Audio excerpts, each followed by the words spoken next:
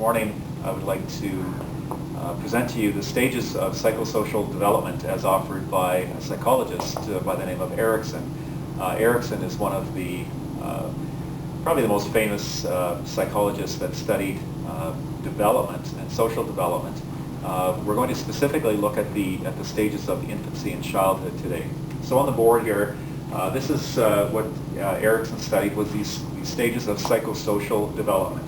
And the word psych relates to the brain and to thinking and to the mind, and the word social relates to the way that the mind interacts with those around us in the public.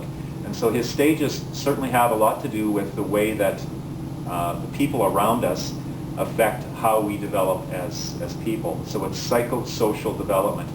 It's a lot to do with the nature and the nurture debate. This is the way that people are nurtured. It's not so much the way they're born and the qualities they're born with, it's the way that they interact with people, and it's the nurturing that leads to their development. So what Erikson said is that there's 8 distinct stages that we go through in our lives, and all of us go through those stages. We might go through them at different rates, but we all need to go through these stages. At least that was his theory. And he said that during each of these stages, we will face a crisis, and that crisis is going to need resolution. So his first stage was infancy, and that was a stage of less than a year of age. And he said that that stage, the crisis that the person would face, or that the infant faces, is a crisis of trust versus mistrust. And so if the child is in an environment where the child can develop trust, then that child has that quality leading into the toddlerhood stage. But if the child can't resolve that, the child will leave the infancy stage with a sense of mistrust. And so there would be a lot of struggles that the child might have in the next stages of life if they haven't been able to come to a resolve to trust people. So think of an infant that is in a situation where that trust might be damaged. That would be difficult for that child, and those things would lead into the next stage. It would stay with that child. So the first stage was the resolution that had to be resolved is a resolution of trust versus mistrust. Can I trust the person that's providing care for me? The second stage is the stage of toddlerhood, and that stage, the crisis that the young person or the child needs to resolve, or the toddler needs to resolve, is the crisis of autonomy versus shame and doubt. Can I be a person unto myself, or do I develop a sense of shame or a sense of doubt in my own behaviors? Now this is the stage of 1 to 3 years of age. So in our current society, there's a lot of effort that's being placed on preschool education and getting children into school as early as possible and into learning environments as early as possible. According to Erikson's stage, this would be important because we would want the child to build a sense of autonomy. That means that they are confident of their own abilities, and that they don't acquire this sense of shame and doubt. So that's the second stage that he said. The second stage was a crisis between autonomy or shame and doubt. The third stage was a stage of preschool, and that crisis had to do with initiative versus guilt.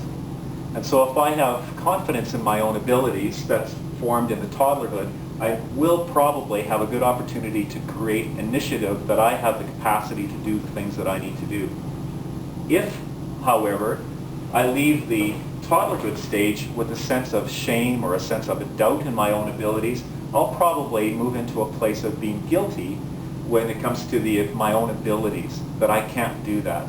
And I can't do it because I'm not a good enough person, would be the way that a preschooler may resolve that crisis. So you'll see that things are building, and that the importance of trust, the importance of autonomy, the importance of initiative will lead to development that creates the fullness, and as Maslow says, a self-actualized person. So that's what our goal would be for children.